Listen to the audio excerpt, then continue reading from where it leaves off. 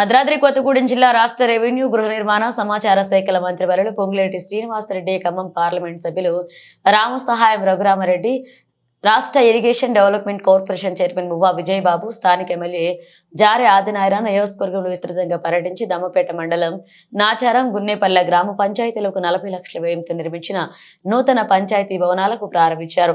Dammapeta MPDO కార్యాలయంలో త్వరలో రాష్ట్ర వ్యాప్తంగా నిర్మించబోయే ఇందిరమ్మ ఇండ్లకు సంబంధించిన మోడల్ హౌస్ నిర్మాణ పనులు ప్రారంభించారు. ఈ సందర్భంగా మంత్రి పొంగులేటి శ్రీనివాసరెడ్డి మాట్లాడుతూ తెలంగాణ రాష్ట్ర వ్యాప్తంగా మొదటి విడతలో 4,50,000 ఇళ్లు ఈ సంక్రాంతి నుంచి ప్రారంభించి పేదలకు కానుకగా ఇస్తామన్నారు.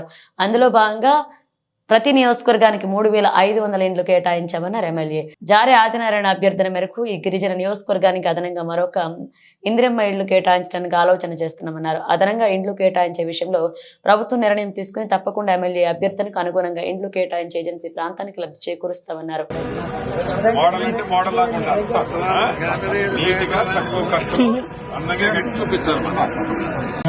ఈ కార్యక్రమం ఉద్దేశించి ఆ పెద్దల గౌరవనీయులు మంత్రివర్యులు ప్రసంగించవలసిందిగా కోరుతా ఉన్నాను.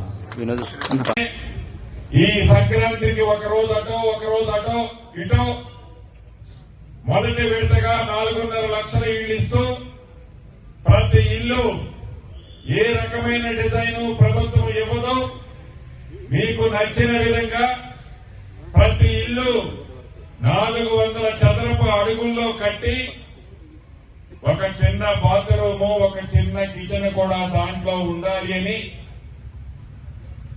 ప్రతి లబ్ధిదారుడికి 5 లక్షల రూపాయలు ఇస్తూ ఈ 5 లక్షల రూపాయలు కూడా 4 విడతలుగా